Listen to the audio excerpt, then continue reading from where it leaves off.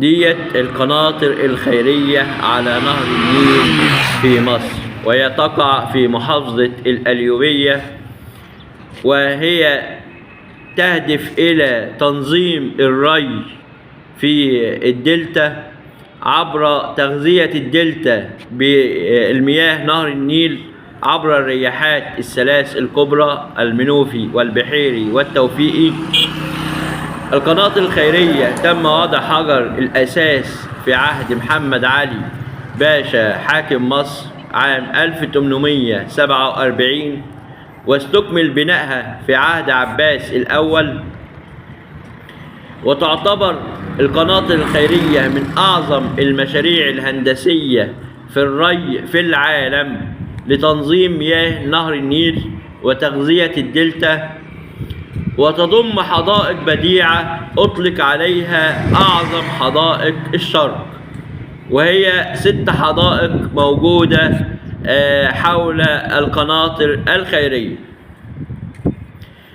القناطر الخيرية وصفت بأنها أعظم عمل هندسي صناعي للري في العالم في ذلك الوقت. كما أنشئت حول القناطر الخيرية حدائق أوروبية النمط مزينة بأشجار نادرة، مما جعلها منتزها سياحيا رئيسيا ومقصدا للترفيه.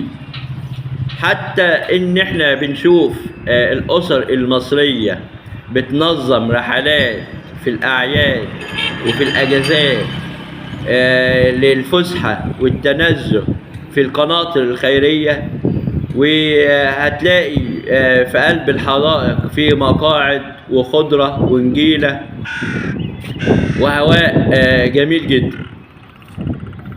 احنا محمد علي انشأ القناطر الخيرية ليه؟ لان مياه نهر النيل كانت بتنطلق من فرع دمياط وفرع رشيد بتصب في البحر الابيض المتوسط.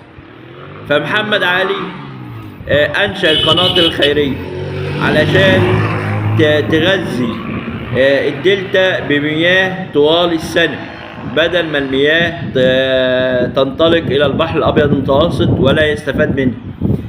وبالتالي أنشأ 3 رياحات ثلاث، وهي عبارة عن فروع للنيل صغيرة، هو الرياح التوفيقي والمنوفي والبحيري. ونتج عن هذا المياه لما انطلقت في الرياحات الثلاث زراعة ملايين الأفدنة في مصر، وكان هذا أثر عظيم في تنمية الزراعة.